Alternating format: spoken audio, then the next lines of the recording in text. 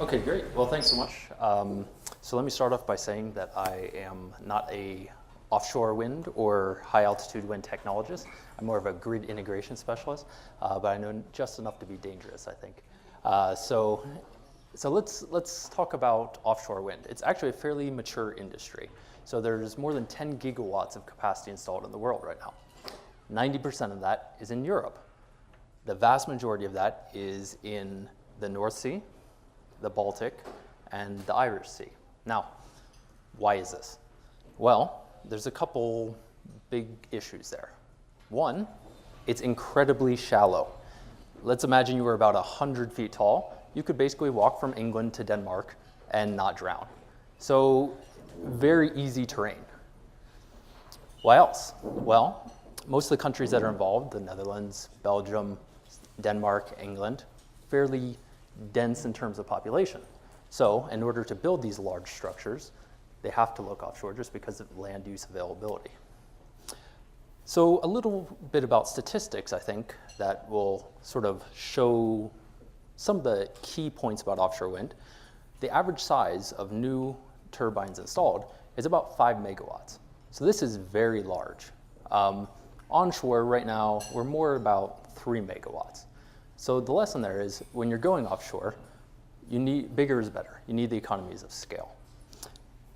The average water depth for those installed in the North Sea is about 25 meters. So essentially, at these depths, you can do the same thing that you do for onshore, just put a piling essentially in the ground in order to anchor it. And so this is fairly easy technology. Now, offshore, because of the difficulties with building in the offshore environment versus the onshore environment, is always going to be a bit more expensive from that regard, but it makes it certainly feasible. Just one sort of data point, Dong Energy signed a PPA recently for offshore wind in Denmark at a cost of 80 euros per megawatt hour. So that's about $100 per megawatt hour. So that gives you a feel for roughly the price point we're at right now, which makes it fairly competitive in most environments. Okay, so a couple other just interesting sort of tidbits. In the UK last year, they installed twice as much offshore wind power as they did onshore. And so there's really a big push in the North Sea, especially for this. But if we're looking sort of forward, well, let's take a step back. What are the advantages and disadvantages? Well, the advantage is you can get slightly higher capacity factors if you move offshore. So just from old turbines in Denmark, the data would show an onshore would have a capacity factor, let's say around 30%, and offshore would be more like 40 or 45%. Those go up depending and down depending on location. The other aspect is offshore tends in some locations to be better correlated with load. The Gulf Coast, Texas is a great example of this. You start to get your wind picking up right at the same time you get that evening demand peak. And so for this reason, it can be a very useful solution for that last 80% because there's less balancing required. It's better correlated with when people actually want electricity. But as with most of the renewable energy resources, this is very location specific. So we've got to be careful not to make generalizations about it too much. Okay, so what's stopping offshore wind energy, if it's so great, from providing power everywhere? Well, there are very large resources. The North Sea could, in theory, power all of Europe. But then you have the problem of transmission. You have to get that power to where it's needed. And so this is an issue that we've talked about over and over. And so the key thing is being able to build the power closer to the demand centers. Now, on the east coast of the US, we have slightly deeper waters than you see in the North Sea, but quite a bit of potential there. The problem is in other locations, such as the Pacific coast, it gets far too deep, far too quickly. And so that creates a problem. So what do we need in this area? We need increasing developments on semi-submersible and floating wind turbines. So about 20% of the cost of offshore wind has to do with essentially the structures. Now, we're building very large machines here. And so you can imagine when you're building a floating structure, having to combat sort of the wave motion and keep this upright and understanding all the forces that are associated on that so that it can be maintained over a 30-year lifetime is very difficult. Another issue is maintenance. So many of the projects in the North Sea right now are suffering worse sort of conditions because of maintenance. It's much harder to go repair something there than it is to send somebody out in a truck to an onshore wind plant. So all of the offshore wind is essentially the wind turbines that you're used to. These are horizontal axis, 3-blade, large machines. And so there are a number of other sort of issues associated with the offshore, but they're mainly related to those that we see in the onshore as well. Environmental impact, land use or water use, tourism, visual impacts, and that's been one of the things that's really limited their adoption in the United States especially. So there is good news for the United States, however, because this week they installed the pilings on the first commercial offshore plant in the US off of Block Island in Rhode Island, and that is expected to actually be producing power by the end of this year. And so there are developments here, but we need larger scale floating turbines to access regions that we can't access right now, whether that's off the coast of China or off the Pacific coast of the US. Okay, so the other thing I'm supposed to talk about here is the high altitude wind.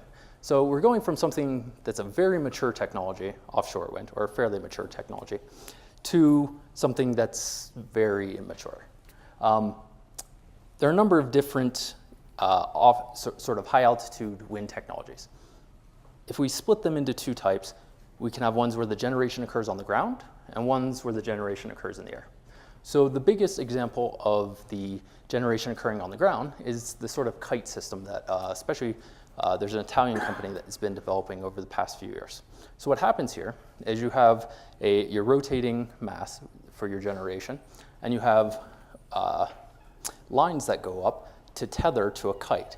And then that moves around in a pattern so that it can turn that generation unit. Now, what is the advantage of this? Why do we even want to go to the high altitudes? Well, as anyone who's ever taken a fluid mechanics class can figure out pretty quickly, the higher you go in the atmosphere, generally speaking, the higher the wind speeds are. This, in the boundary layer, which is about the lowest 200 meters in most locations, this increases more or less as a power law function. So the problem is we don't have enough data on what happens after that.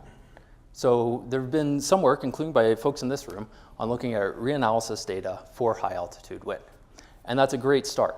But as any onshore wind developer will tell you, even taking 1 year worth of mass data at a site isn't going to give you a 100% accurate prediction of what's going to happen there over a long time frame. And so one of the fundamental things that we need here with high altitude wind is we need better resource characterization in likely locations.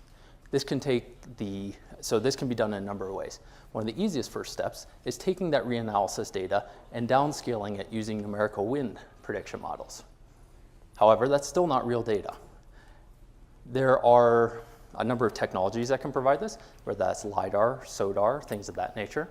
However, that's very location specific. And that's good information if you're looking to build here, but it's not good information if you're looking at the entire resource. And so there's a real trade-off here in that we really just need to understand the resource a lot better before any decisions are made on siting and really even the potential for the wind. Now, since the wind speeds do get higher as you go up in the atmosphere, there is a potential here to have less correlated or higher capacity factor plants because of that. The biggest problem with the technology as it stands now, well, let's talk about the Makani.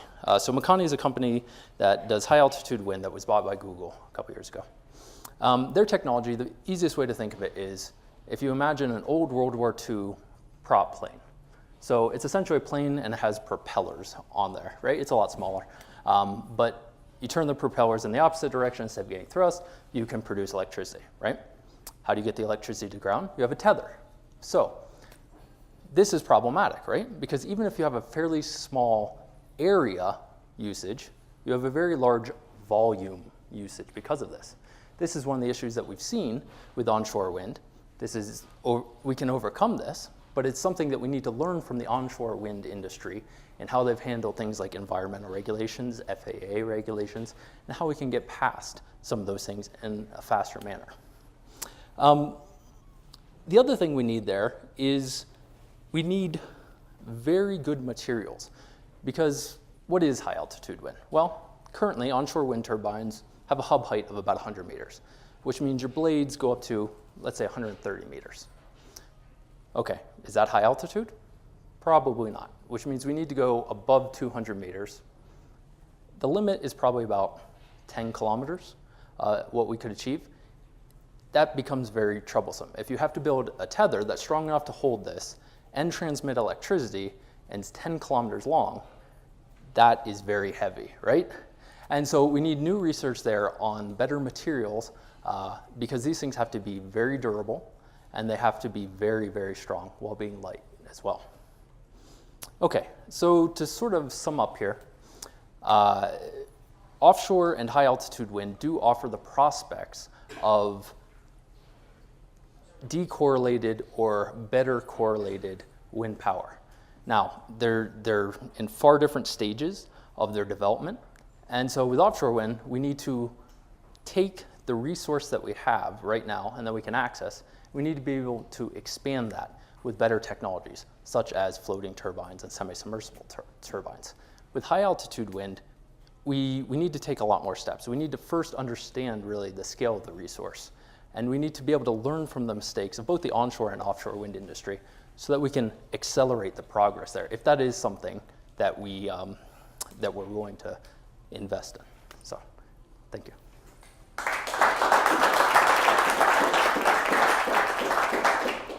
So, Armand, you're acting. Right, okay. So Ken? Okay, Ken. So thank you for that. So I've done a little bit of the resource analysis side for high altitude winds, and I think, I see the main thing is just a big technology development effort, and I think you're right about the tethers being part of it. But I think both for offshore, the reason why there's high winds offshore is there's low drag, and the reason why one of the reasons why there's high winds aloft is because there's no drag. And so I think the real question is if you really start building regional scale wind farms either aloft or at sea, are you going to slow down the winds and lose a lot of that benefit? So to me, that's from the resource side, that's the key question. And then obviously. Okay, anyway. Sure. There are, so if you drive through California wine country, you can see the impact that a wind turbine would have on the atmosphere, right? So they install there essentially fans that they can turn on to increase the temperatures at the ground sort of level so that their crops don't freeze, right? And so that gives you some indication of what happens when you have a wind turbine there.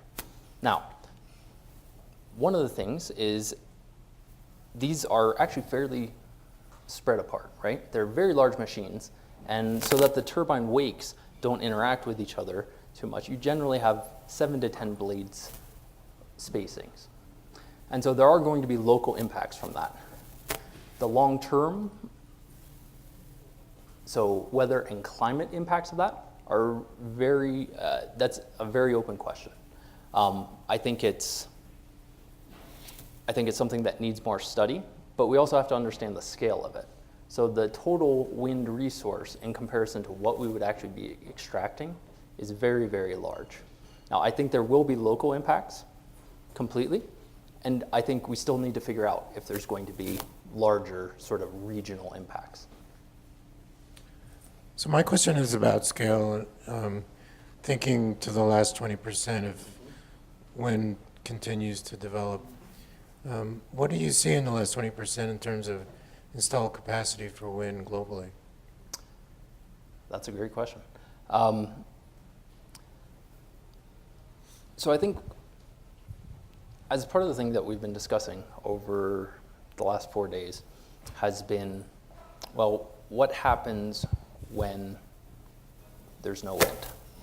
The thing is there's always wind somewhere, and even at high altitudes, so there's more wind. So even if you have at 100 meters, not enough wind to turn a wind turbine. There may be still enough at, let's say, 500 meters, 1,000 meters, whatever that case may be. What that can do is that can provide you with some of that filling that we've been talking about so much. Now, how much do you actually need of that is the question. That's where I think we need more resource assessment to understand the trade-offs between the different technologies. I don't think there's been enough comprehensive study between they're fundamentally similar technologies, but onshore, offshore, and high altitude can give you in terms of how they trade off with each other in those different timescales. Just to add some information, we've looked at airborne wind resources over major cities, and the city with the best resources is Tokyo, because the Tibet acts to guide the jet stream. And even in Tokyo, you can have 2 weeks with basically no wind in the entire vertical column. So it helps a lot, but you still can have these kind of 2-week periods with relatively little wind. So I guess another point that you can make there is, you would be relying on jet streams a lot here. And how does this feed back into the entire climate change argument? So are those jet streams going to be in the future where they are now? And so that's another thing that I just don't think we can answer at the moment. Yeah, great. Hey, can we get Bri-Mike there? It's a little faint towards the back room, or he's already mic'd. I'm already mic'd. Okay. Just want to follow up. Seems like this is a key question.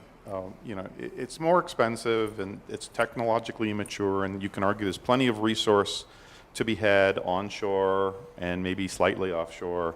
So the only reason you would think about probably doing it high altitude is if it had a value to the grid because it was significantly decorrelated over the timescales that mattered when you needed to fill, when you don't have it elsewhere on land. That's going to be its value. It's the only reason you're going to do this. So it seems like Ken's just said there are even weeks there, and if they're correlated with large-scale wind resource variability elsewhere, that doesn't make the case for why you would do it. If they're decorrelated, then you can see the value. So this seems to be the question. I don't think we know enough about it to really answer that question. I think we need a much more detailed resource analysis to answer that. And one of the key points here is you may not build these turbines in the same locations where you would build your others. And so that has the possibility. I was careful to say that. So no, I agree. But let me throw out one idea. So what's needed here isn't just computation modeling. That's needed. What's needed is real data as well. Now, there's one available source of that I can think of, and that comes from NOAA.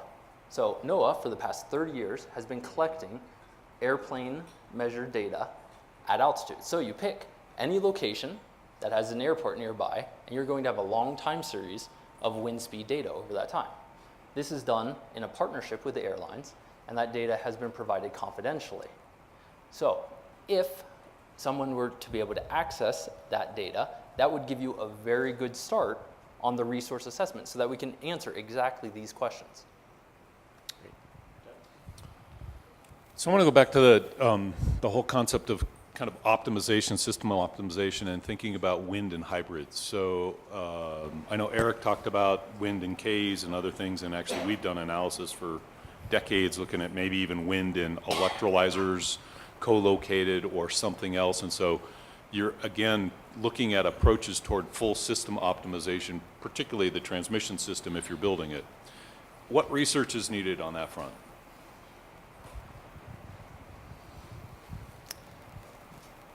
So in terms of offshore, I think we need to take a good look at what technologies would be available in a marine environment to provide some of that. So, are there seawater technologies that can be utilized there to provide some of this gap filling as well? Whether that's, we've talked about a number of different technologies that utilize seawater, right?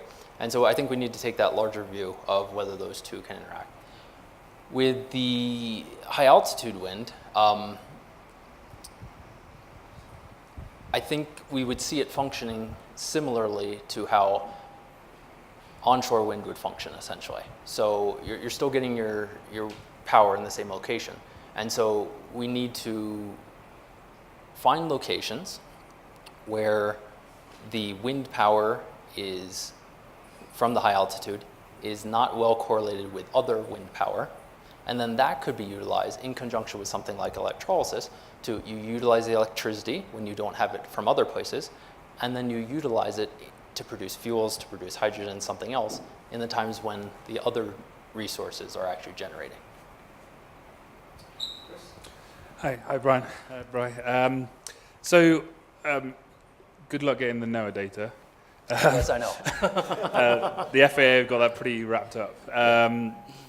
But they're being less harsh about it. You can sort of extract it from data assimilation models, but it's not perfect. One thing I was wondering is, so they're having these small turbines essentially flying around at high altitude. From the modeling I've done is when you make things smaller, they become more impacted by turbulence and more impacted by intermittency because you've got a smaller area, so the wave function or whatever you see, they'll see more turbulence than you would see with a huge swept area. Do you know how they get over that? And then the second question, kind of related, is the correlations are much higher at higher altitude. So if you look at really high altitude winds, the correlations stretch much, much further. And sort of from what I've been looking at, that correlation basically returns to kind of, it's the same energy that's just being transported. So if you extract it, those wakes will go much further because it's not being mixed out as fast because it's much plainer flow. So has NREL or anyone else been doing detailed studies looking at, if you extract this energy, is it really energy? Is it flux, or is it just stored energy that's actually timescales of months to get replenished? What's the scales? Do we know? Yeah. That's a very contentious issue that I don't think anyone has good answers on, to be honest. Sorry to jump in, but this basically Axel Kite and his people came up with answers that are diametrically opposed to the answers we've got, and then it hasn't been resolved yet, I don't think. As it comes to the turbulence, well, one of the reasons you have that tether is that it allows you to go higher and lower and sort of chase the resource or chase the better resource during those times. So that, I'm sorry? You're flying an airplane if you're chasing the resource. Right? Well, I mean, that's essentially what it is, right? So it's a tethered airplane. Yeah, that doesn't sound like a low capital proposition. Well, it's a lot less material than a typical wind turbine, right? It's right now it is much more expensive. But there's also been, I don't know, two demonstrations maybe? I wouldn't even call those large scale. So, I mean, I think this is a fundamentally much less mature technology than many of them that we've been talking about. Brett, just curious, has anyone done any even notional costing, like per installed floated kilowatt? I've seen some numbers, I don't even believe them. I think it's far too early to even say what that is. Great. If you stay on land or maybe offshore, one of the questions I always had is, if you maximize the wind, because it goes like such a steep power, and you end up in a remote location, could it ever pay to just use it as an electrolyzer and nothing else? And then fuel you can transport across the world. We have proven that. That's certainly possible. The thing is, transmission, if you can build it, is actually fairly cheap for electricity. And HVDC is very efficient. Usually you would install HVDC if you were transporting over greater than 50 to 80 kilometers.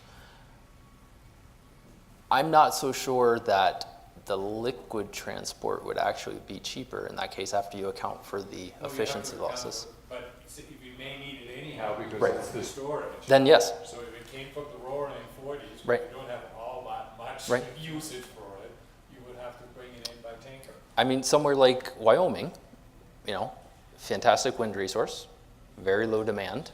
I mean, we're already seeing, trying to build transmission corridors to California for that. Could you cite a liquid fuels plant there? Yes. And they have a lot of the other, if even it's non-liquid fuels, they have a lot of the other transportation infrastructure in place for that as well. So that could be a potential option.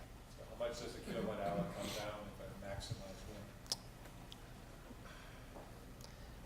So onshore wind in Wyoming right now, because of the very high capacity factors you could probably be in the,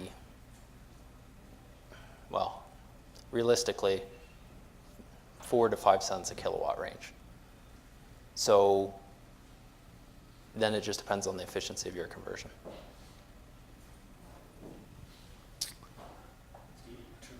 Yep. To what? 2 cents a kilowatt hour, and then you can pay for the conversion. I think we could see in the next 5 to 10 years in very good locations like that, 2 cents a kilowatt hour wind in remote locations. Bri, I had a question regarding something Chris brought up, the swept area being important, and also your point about tethers. You didn't say anything about lighter than air technologies. I wonder if you have comments about the advantages and disadvantages of that for high altitude wind. It's another possible option. Go ahead.